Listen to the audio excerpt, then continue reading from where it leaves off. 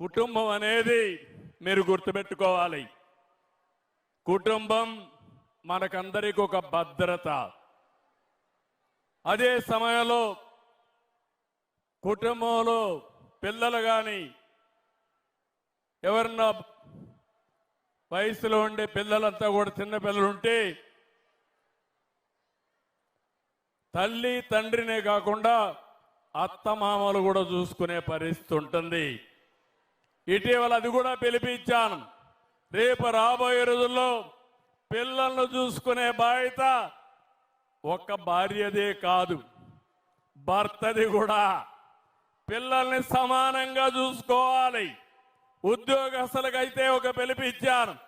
మీరందరూ 1 సంవత్సరం లీవ్ ఇస్తా, మెటర్నిటీ లీవ్. మగవాళ్ళకు కూడా 2 పిల్లలు 3 పిల్లలుంటే 2 నెలల వరకు మగవాళ్ళకు కూడా లీవ్ ఇస్తామని మీ అందరికీ విజ్ఞప్తి చేస్తున్నా. మీరు కూడా చెప్పండి వాళ్లకు. మీ బాధ్యత కూడా ఉంది. నువ్వు ఆఫీస్ అంటున్నావు, నేను ఒక్కడినే చెయ్యను, నువ్వు కూడా చెయ్యమని మీరు కూడా చెప్పాలి. పెద్దవాళ్ళు మీ పిల్లలకు కూడా చెప్పాలి.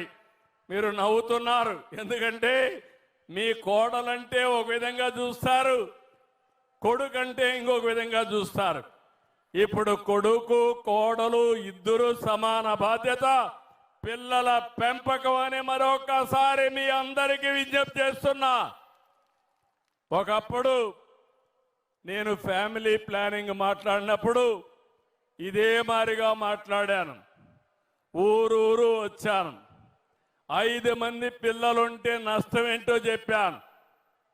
నేను అనుకున్న దానికంటే ఫాస్ట్గా మీరు మారిపోయి 1, 2 పిల్లలకే పరిమితం అయిపోయారు. ఇప్పుడు 58% ఒకరికే పరిమితం అవుతున్నారు. కొంతమంది ఒక్కరు కూడా వద్దనుకుంటున్నారు. Double income, no kids, let us enjoy. 2 ఆదాయం, పిల్లలొద్దు, ఆనందంగా ఉందాం, ఉన్నంత వరకు అనుభవిద్దామనే తీరికి వచ్చారు.